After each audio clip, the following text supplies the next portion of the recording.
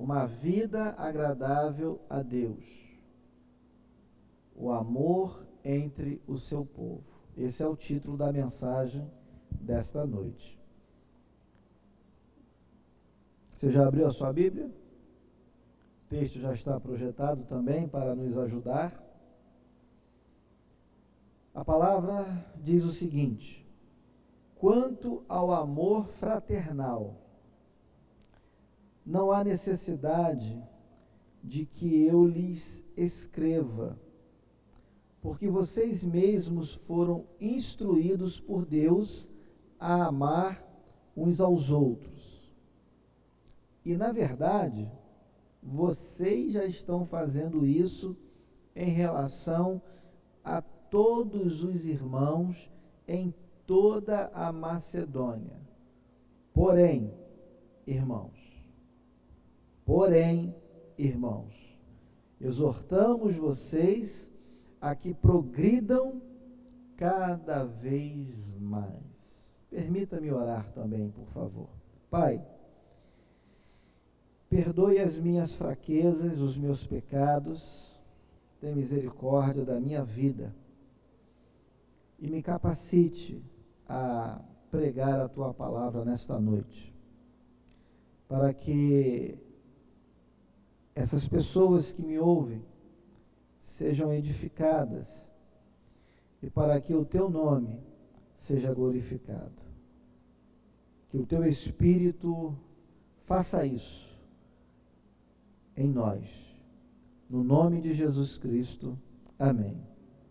Irmãos, uma das evidências mais relevantes da fé cristã é o amor. Particularmente, eu acredito que o amor seja o fruto espiritual por excelência. Particularmente, eu penso que o amor é a excelência da vida cristã. E eu falo isso não de mim mesmo, mas com base naquilo que o próprio Senhor Jesus disse certa vez. João registrou as palavras de Jesus no seu Evangelho, no capítulo 13, versículo 35.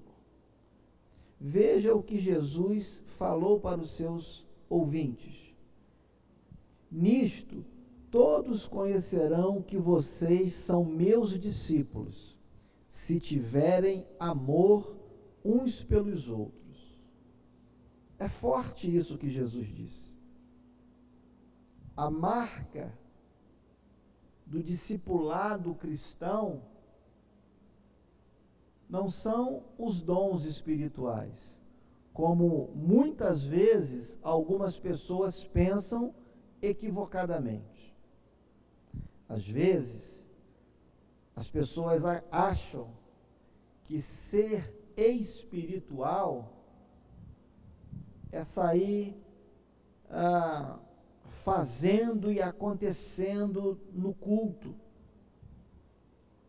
Às vezes a pessoa acha que ser espiritual, ser cheio do poder de Deus, é falar grosso, é bater o pé, é pular, é chorar copiosamente durante o momento de louvor. Só que em nenhum momento das Escrituras, Jesus testifica isso. A Bíblia fala da importância dos dons espirituais. A Bíblia fala da importância de um crente ser cheio do Espírito Santo. Mas, na verdade, o que Jesus deixa claro a respeito da espiritualidade de alguém, a respeito do testemunho da fé, do discipulado cristão, da comunhão com Ele, com a sua igreja, é algo diferente do que o senso comum admite, como prova inerrante. Jesus disse e João registrou: nisto todos conhecerão que vocês são meus discípulos. Nisto como? Ou nisto o quê? Jesus continua a sua fala e diz: se tiverem amor uns pelo outro, ou pelos outros. Jesus não disse se você falar em línguas estranhas. Aí as pessoas vão conhecer que vocês são meus discípulos. Se vocês tiverem sonhos com anjo, com arcanjo, com não sei o quê, com não sei quem, Jesus nunca falou isso na sua palavra. Eu desafio você a ler a Bíblia de trás para frente, do meio para trás, de qualquer jeito que você queira. Você nunca vai encontrar uma palavra de Jesus semelhante a isso que eu acabei de dizer. Mas ele disse claramente: as pessoas vão conhecer que vocês são meus discípulos quando vocês tiverem amor uns pelos outros. A igreja dos Tessalonicenses, amados, já demonstrava esse tipo de amor cristão. Entretanto, o apóstolo Paulo é muito preciso, ele é muito contundente. Paulo não se contentou em apenas reconhecer as marcas desse amor na igreja de Tessalônica. Paulo exorta aqueles cristãos a crescer ainda mais nessa virtude.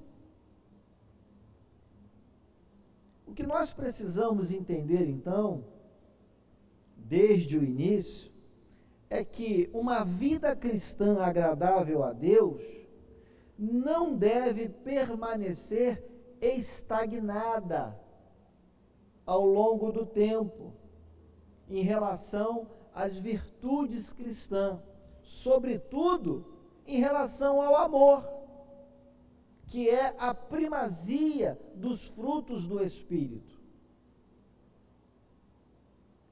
Uma vida cristã agradável a Deus, como eu venho dizendo, é aquela que deve sempre avançar, crescer, amadurecer, aprimorar-se.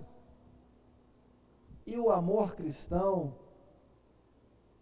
é uma evidência, e para alguns a maior, para mim em particular, a excelência da nossa espiritualidade. Se você quiser saber se alguém é realmente um discípulo do Senhor Jesus, se você quiser medir a espiritualidade de alguém, não é pelos dons, é pelos frutos, e sobretudo pelo amor cristão.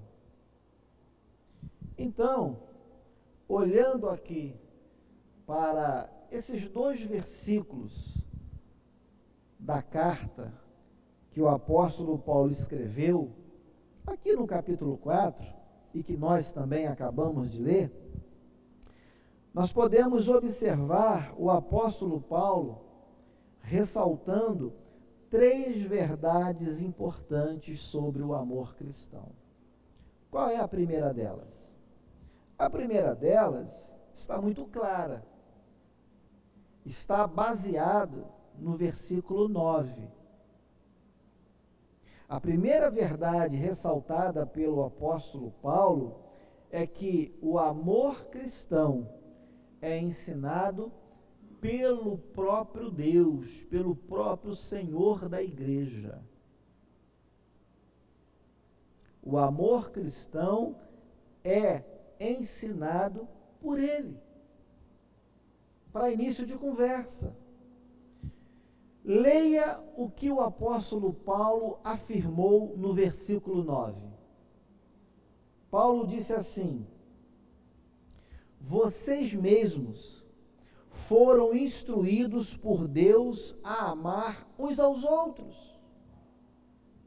O que isso significa? O que Paulo estava querendo ressaltar para os seus leitores naquela época? Irmãos, o que Paulo disse tem a ver com a obra do Espírito Santo no coração do crente. Você quer ver uma coisa? Em Romanos capítulo 5, versículo 5, veja o que o apóstolo Paulo disse também. Paulo falou assim: o amor de Deus é derramado em nosso coração pelo Espírito Santo que nos foi dado. Portanto, meu irmão, o amor cristão não é simplesmente um valor moral, um conceito filosófico. Não!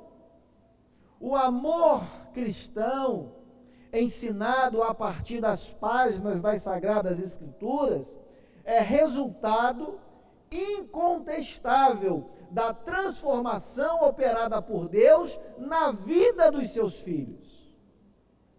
Esse amor é fruto do Espírito Santo, é obra dele na vida daquelas pessoas que por Deus são chamadas à regeneração, à conversão.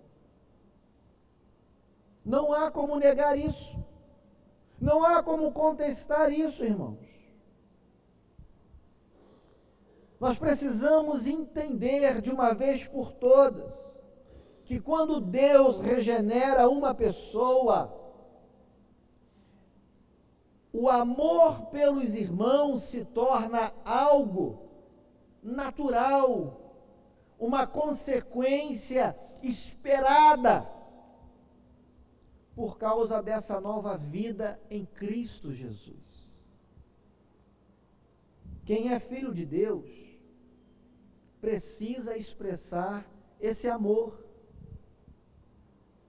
Quem teve um encontro pessoal com Deus precisa, irmãos, corresponder a essa expectativa da vida cristã. Não há como ser cristão, não há como ser filho de Deus e não sentir essa virtude, esse sentimento, esse amor fraternal. Não há como. É incoerente com aquilo que Deus espera da sua igreja, do seu povo, dos seus filhos. Quando o Espírito Santo vem sobre a vida de um pecador, transformando, regenerando, é o próprio Espírito quem se encarrega de derramar no nosso coração esse amor.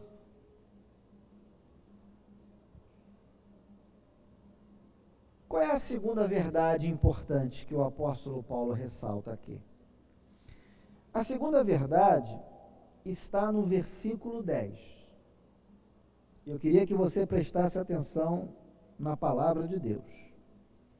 O que Paulo diz agora? Ele fala assim: e na verdade, vocês já estão fazendo isso em relação a todos os irmãos em toda a Macedônia. Veja, o apóstolo Paulo afirmou que os tessalonicenses já demonstravam esse amor. Paulo é muito enfático. Ele diz assim: na verdade. Na verdade quer dizer realmente. Ou seja, esse amor que vocês estão expressando não é algo fingido, não é um sentimento hipócrita, não.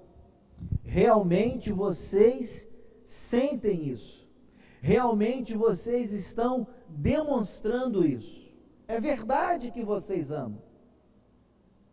Vocês já estão fazendo isso. E agora presta atenção no seguinte detalhe. Paulo fala assim: vocês já estão fazendo isso em relação a todos os irmãos em toda a Macedônia. Veja, em outras palavras, o que Paulo estava dizendo aqui? Que o amor dos Tessalonicenses não era restrito a determinados grupos internos ou externos. E esse é um cuidado que nós, cristãos, devemos ter. Devemos ter esse cuidado. Para que a gente não forme panelas, popularmente falando, dentro da igreja. O desafio interno é justamente esse. É a gente superar as nossas preferências. É a gente ultrapassar as nossas subjetividades. E expressar amor a todas as pessoas da igreja. Esse amor que o apóstolo Paulo fala, ele deve alcançar todo o corpo de Cristo. Essa é a segunda verdade. O amor cristão deve ser expressado, deve abranger todo o corpo de Cristo, tanto internamente na igreja local, como também externamente. Não é porque o irmãozinho ali da esquina não é da igreja congregacional que eu não devo amá-lo em Cristo, que eu não devo me relacionar com ele. Não, muito pelo contrário. O corpo de Cristo, amados, é maior do que a igreja local. O corpo de Cristo não se resume à placa de uma denominação. O corpo de Cristo é muito maior do que isso. Nós somos congregacionais. Nós podemos ter pensamentos diferentes em algumas questões teológicas. Nós podemos proceder de uma forma diferente a outras igrejas genuinamente cristãs, mas nós pertencemos ao mesmo Senhor. Nós pertencemos, fazemos parte do mesmo corpo, que é o corpo de Cristo, que é a igreja do Senhor Jesus aqui na terra. Então eu preciso me relacionar com irmãos de outra denominação. Eu preciso amá-los. Eu preciso sentir o desejo, a vontade de estar com eles, de me relacionar com eles.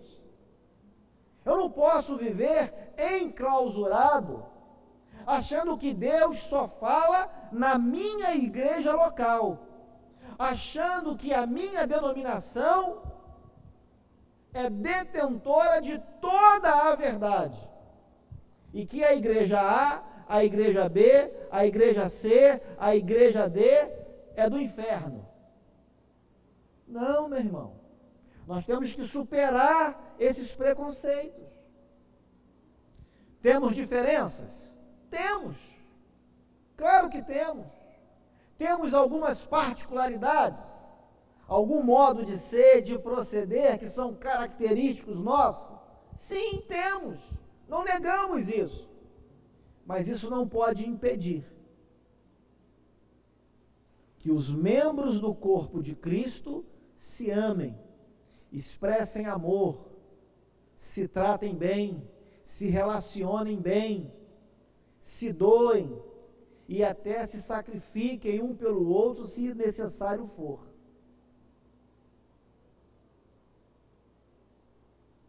Uma igreja local, irmãos, ela enfrenta grande problema quando torna esse amor cristão seletivo e exclusivo. Eu só vou amar se eu for com a cara dele ou dela. Eu só vou amar o meu irmão se ele for da igreja congregacional. E detalhe, se for da congregacional de Soteco. Se for da denominação ali, lá, eu não quero nem conversa, eu não quero nem ver. Eu não quero nem falar com ele. E para ficar melhor, não precisa nem entrar aqui. Deixa ele lá e deixa eu ficar aqui. Eu não vou nem me misturar. Não, irmão, não é bem assim. Não é bem assim. Você já leu o que a Bíblia diz em 1 João, capítulo 4, versículo 20? Já leu? Abra sua Bíblia, por favor. Primeira carta de João, capítulo 4, versículo 20.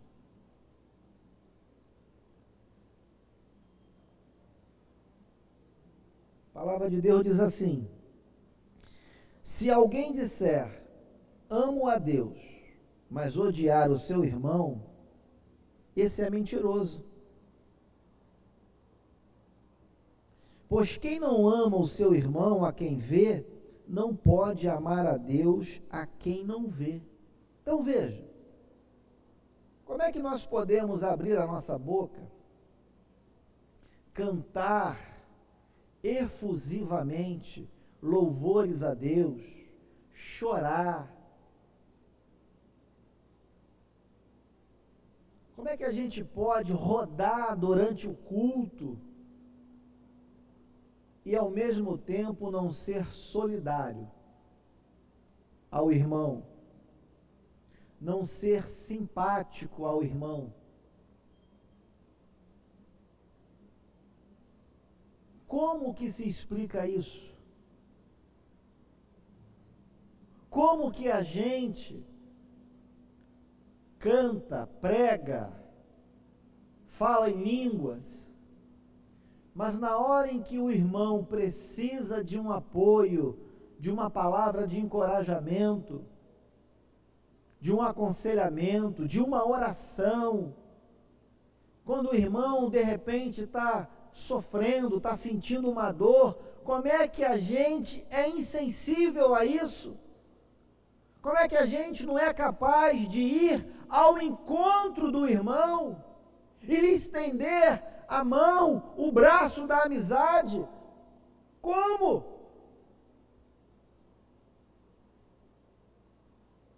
A Bíblia não admite esse tipo de comportamento. Como é que a gente pode abrir a nossa boca e dizer, eu amo a Deus, mas a gente não consegue amar o nosso irmão, que senta do nosso lado no banco da igreja, que senta na nossa frente, que passa por nós no corredor quando o culto acaba? Como é que a gente pode virar a cara para ele e fingir que ele nem existe? Como é que a gente pode se negar em cumprimentá-lo, em dar um abraço fraternal? Como? E ainda abrir a boca para dizer, eu amo a Deus, eu morro de amores por Deus. A Bíblia está dizendo, com todas as letras, que quem ama a Deus e odeia o seu irmão, esse é mentiroso, está mentindo, precisa se arrepender, precisa pedir perdão a Deus.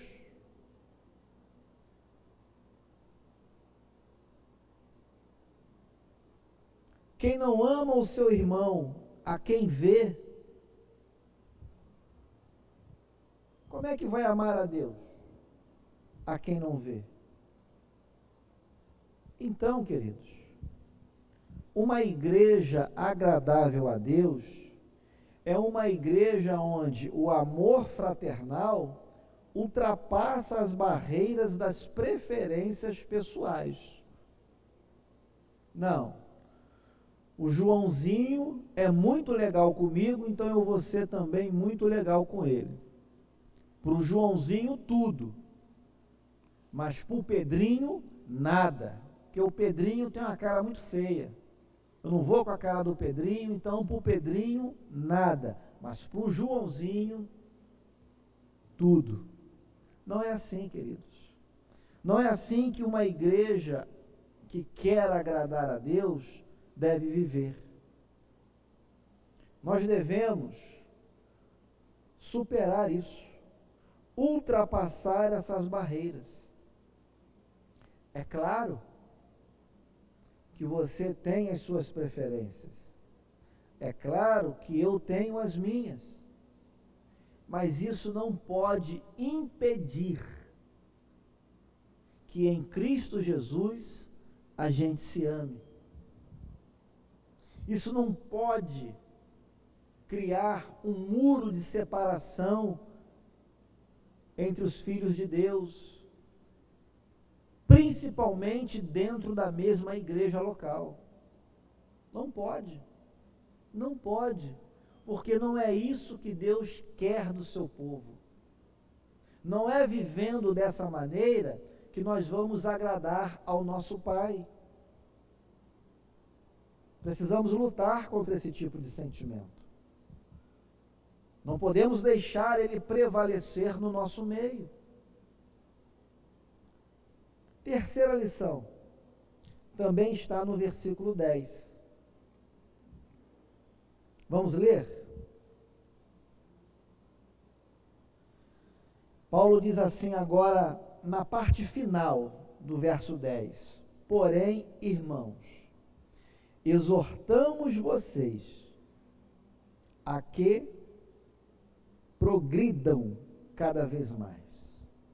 Porém, irmãos, exortamos vocês a que progridam cada vez mais. Então anote aí na sua Bíblia, por favor.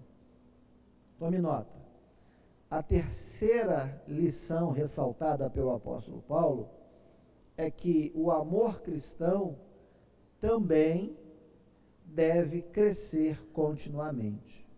Eu estou dizendo também porque quando eu preguei o primeiro sermão da série, eu falei que a nossa santidade também deve o quê? Crescer. Lembram disso?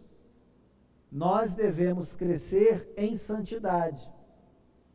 E agora o apóstolo Paulo está dizendo que os tessalonicenses deveriam crescer nesse amor fraternal. Então essa é a terceira lição. O amor cristão também deve crescer continuamente. Foi assim que Paulo concluiu esse pensamento, exortando a igreja, encorajando as pessoas a desenvolver esse amor, a fazer com que esse amor se tornasse maduro. E sabe o que é engraçado? Paulo não nega que os tessalonicenses fossem amorosos. Não, muito pelo contrário. Paulo afirma isso. Paulo tem evidências de que aquela igreja era uma igreja amorosa. Paulo disse, no versículo 10, na primeira parte dele, que reconhecia que a igreja expressava esse amor em relação a todos os crentes, inclusive aos crentes da região da Macedônia. Presta atenção nisso. Paulo não falou que esse amor fraternal era expressado apenas dentro da própria igreja dos Tessalonicenses. A Macedônia, você deve saber também, era uma região. E nessa região havia outras igrejas. Não havia somente a igreja dos Tessalonicenses. Havia, por exemplo, a igreja dos Filipenses, que fazia parte da mesma região. Então, Paulo está reconhecendo que a igreja dos Tessalonicenses, internamente, expressava esse amor,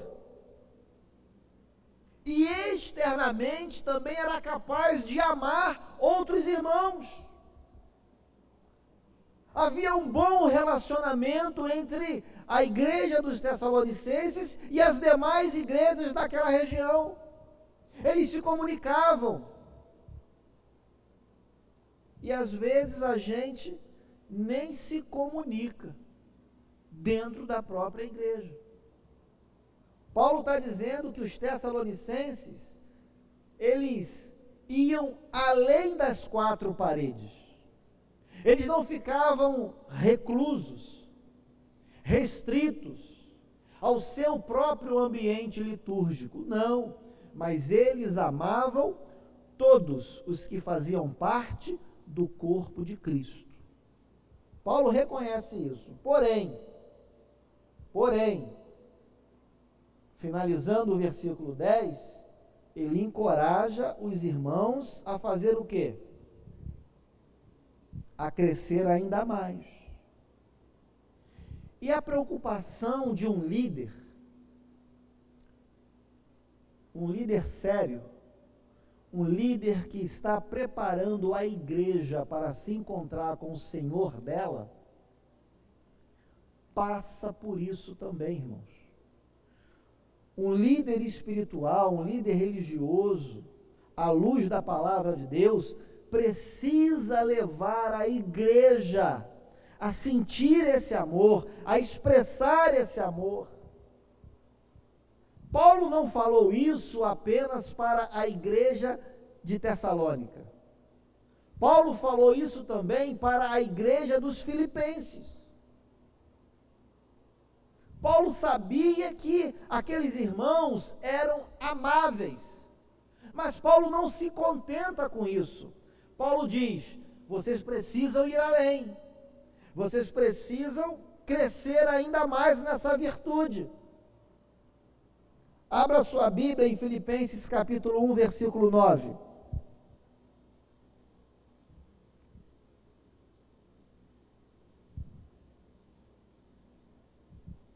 Paulo diz assim: e também faço esta oração, que o amor de vocês aumente mais.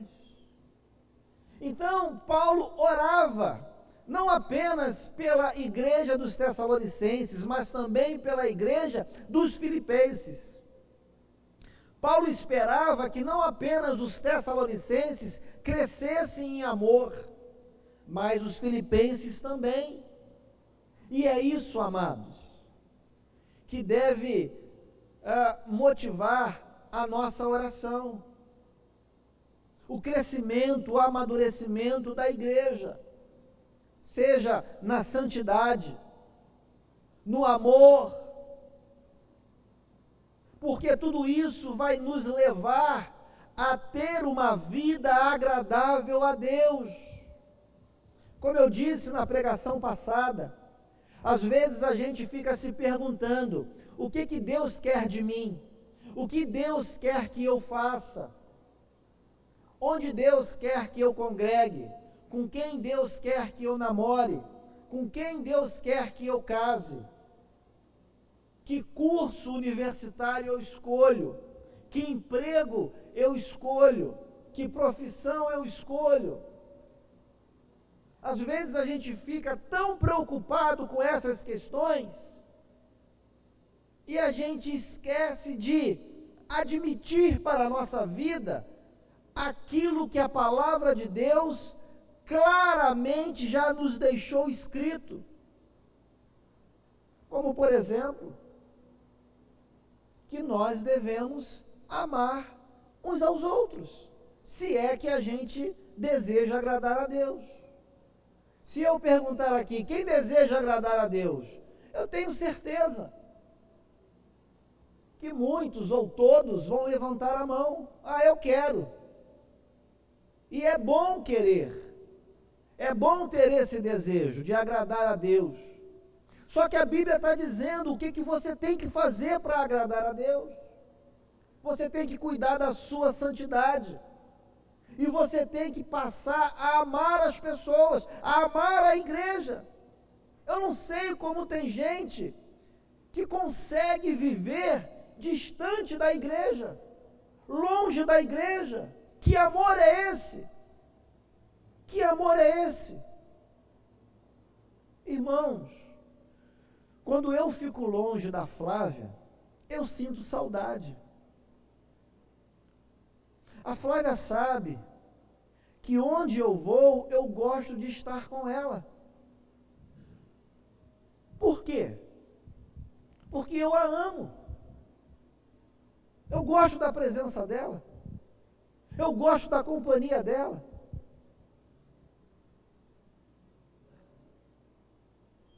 E eu já tenho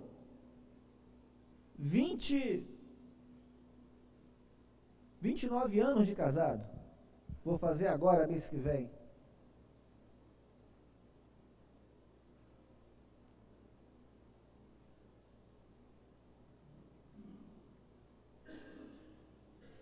E eu não enjoei dela. Eu não enjoei da Flávia. E acredito que ela também ainda não enjoou de mim. Sabe, onde eu vou, eu gosto que ela esteja. Eu entendo que nem sempre ela pode estar onde eu estou.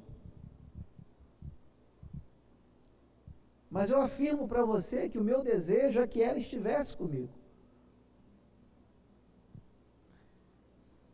Traduzindo isso para o nosso relacionamento cristão, para o nosso relacionamento com a igreja, com o corpo de Cristo, como é que a gente consegue ser cristão e ainda viver longe da igreja, longe do corpo de Cristo? Meu irmão, você sozinho, na sua casa, você não é a igreja.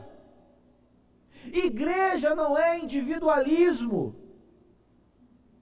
Ninguém é igreja sozinho, aprenda isso. A palavra igreja na Bíblia, no original, no texto original, quando essa palavra foi usada, foi empregada pelos homens inspirados por Deus, que escreveram a Bíblia, esses homens usaram uma palavra que significa pluralidade. Igreja é pluralidade de pessoas. Igreja é a união, a assembleia, a reunião dos salvos em Cristo. É um povo de pessoas lavadas e remidas. É o ajuntamento dessas pessoas, meu irmão. Então não diga nunca que você sozinho pode ser a igreja de Cristo. Não é. Biblicamente não é. Teologicamente não é. Linguisticamente não é. Não há nada que ampare essa ideia equivocada que alguns desigrejados têm por aí. Ah, mas eu amo a Cristo. Mas você não quer nada com a igreja dele. Você não quer nada com o corpo dele. Como é que você ama o cabeça e não ama o restante do corpo?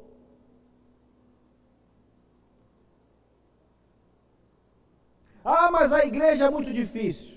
Ser membro da igreja é muito complicado. E é mesmo, meu irmão. É mesmo, eu não estou aqui para te enganar.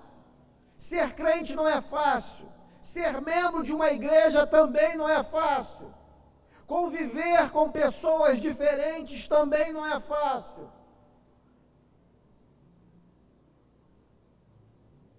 Mas essa é a vontade de Deus para o seu povo. A quem você quer agradar? Ao seu umbigo ou ao Senhor da igreja? Se você quiser agradar o seu umbigo, fique como você está. Leve a sua vida do jeito que você está levando. Agora, se você quiser agradar a Deus, aprenda uma coisa. Se você quiser agradar a Deus, aprenda uma coisa. Você precisa amar a igreja. Você precisa ter necessidade da igreja. Você precisa sentir prazer na igreja. Você precisa se envolver com a igreja. Você precisa aprender a servir a igreja. Se você quiser agradar a Deus, você precisa amar os seus irmãos em Cristo. E isso, querido, é sinônimo, sabe de quê? De maturidade cristã.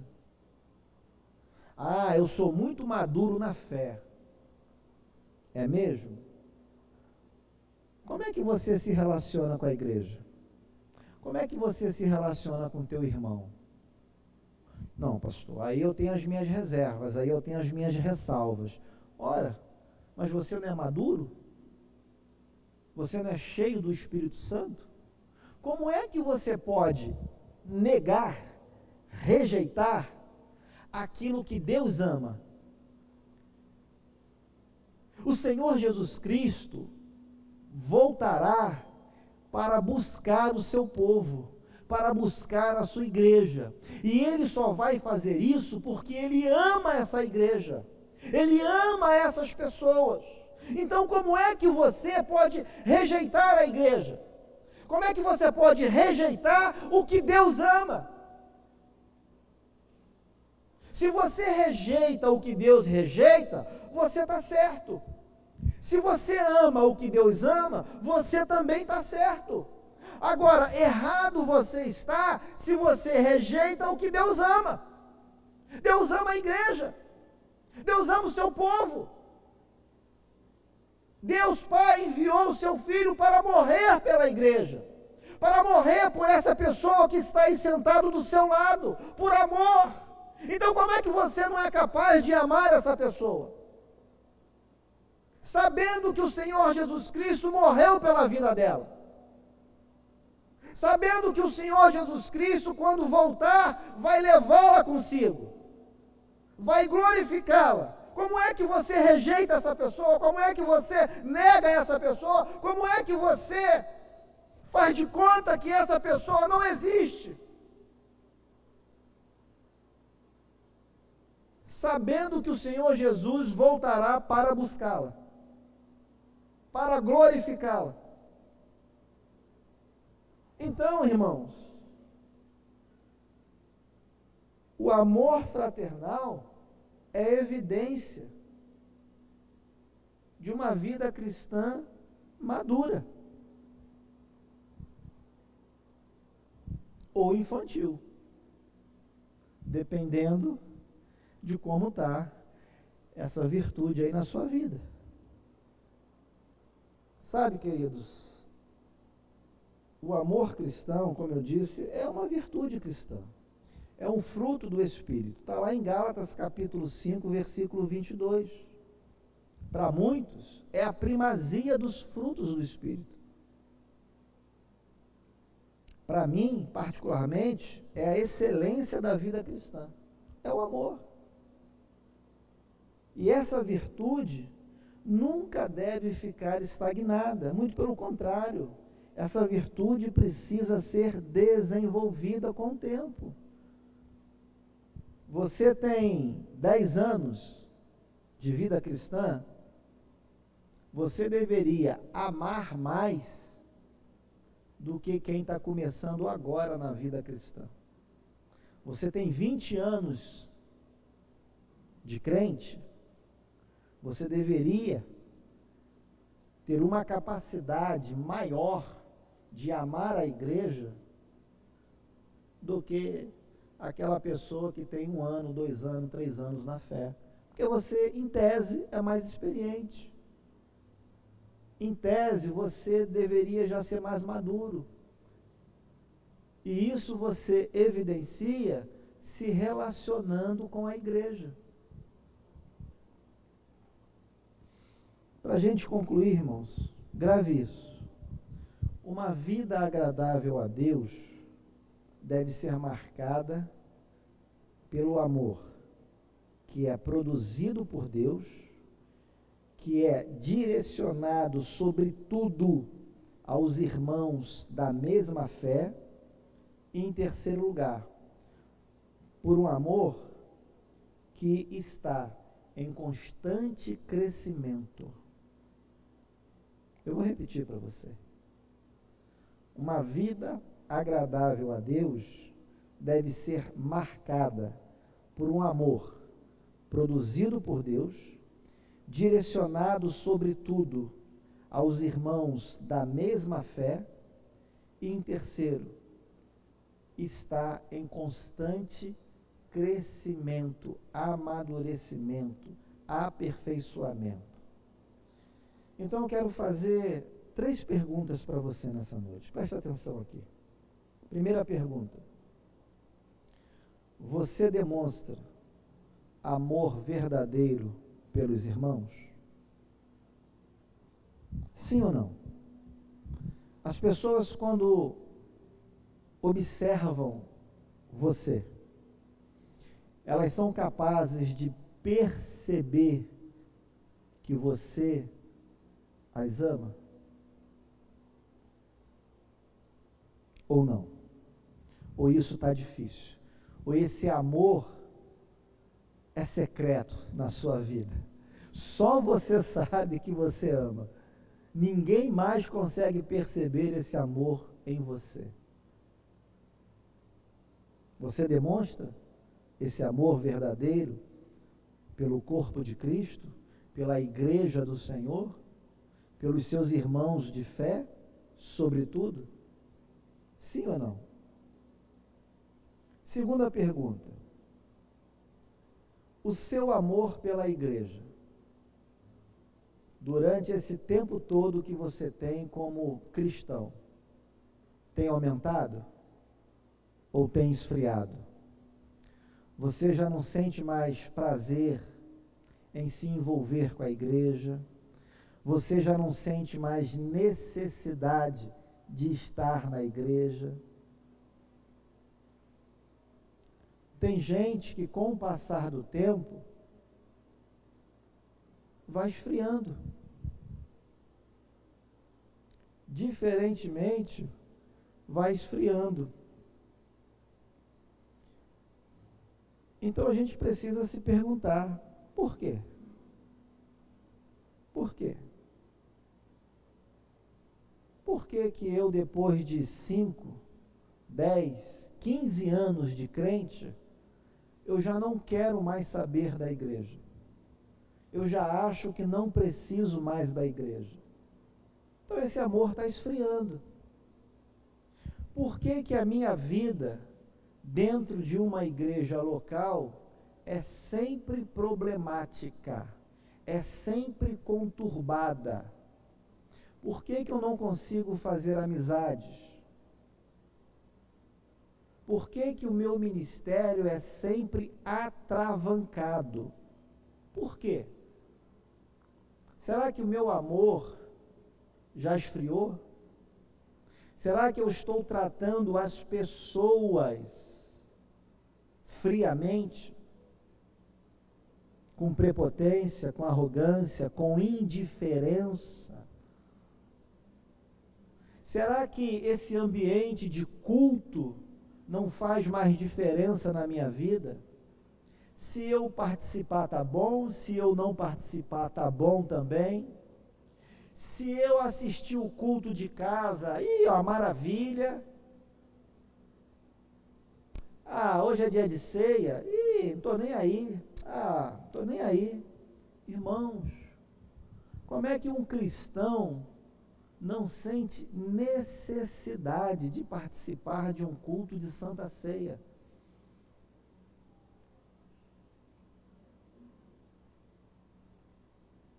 A gente precisa refletir nessas questões, porque isso pode ser evidência de que a nossa espiritualidade está lá embaixo, de que a gente está precisando resgatar alguma coisa que ficou perdida no passado.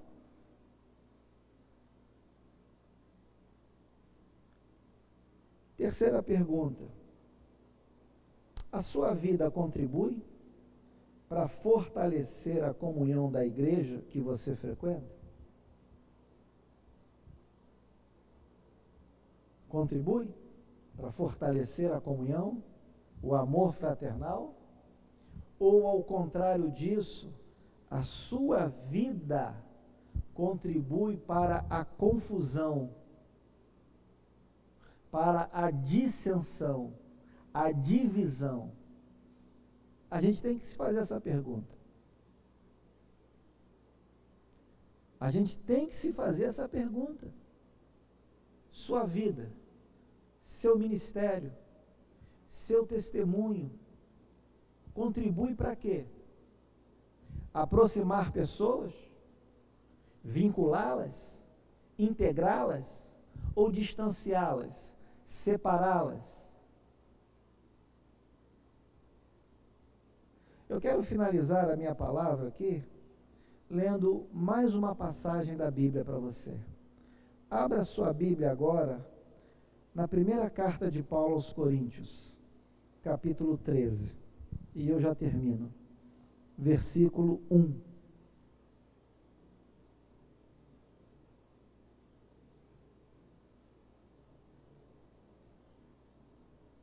O que o apóstolo Paulo diz aí? Ainda que eu fale as línguas dos homens e dos anjos, se não tiver amor, serei como o bronze que soa ou como o símbolo que retine. Verso 2. Ainda que eu tenha o dom de profetizar e conheça todos os ministérios e toda a ciência, ainda que eu tenha tamanha fé a ponto de transportar montes, se não tiver amor, nada serei. 3. E ainda que eu distribua todos os meus bens entre os pobres, e ainda que entregue o meu próprio corpo para ser queimado, se não tiver amor, isso de nada me adiantará. 4. O que é o amor? Se você tem dúvida do que é esse nobre sentimento, leia isso, por favor. O amor é paciente. Você anda muito nervoso dentro da sua casa? Você anda muito nervoso dentro da igreja? Dando patada em todo mundo, dando coice em todo mundo? Chamando todo mundo para o UFC, para o combate? O amor é paciente. A Bíblia diz que o amor é bondoso. O amor não arde em ciúmes, não se envaidece, não é orgulhoso. Você é orgulhoso? Você é vaidoso? Saiba que isso não é expressão de amor. Saiba que orgulho não é expressão de amor cristão. Você tem dificuldade para pedir perdão? Você tem dificuldade para perdoar? Saiba que isso não é expressão de amor cristão. O amor não arde em ciúmes, não se envaidece, não é orgulhoso. 5. Não se conduz de forma inconveniente. Como é que você se comporta? Como é que você reage? O amor não se conduz de forma inconveniente. Não busca os seus interesses. O que você está buscando na vida? Seus interesses ou os interesses de Cristo? Porque se você está buscando os seus interesses, tudo você vai fazer para que o seu nome esteja sempre em evidência. Tudo você vai fazer para que as pessoas sempre se submetam a você. Porque você quer estar no comando o tempo todo.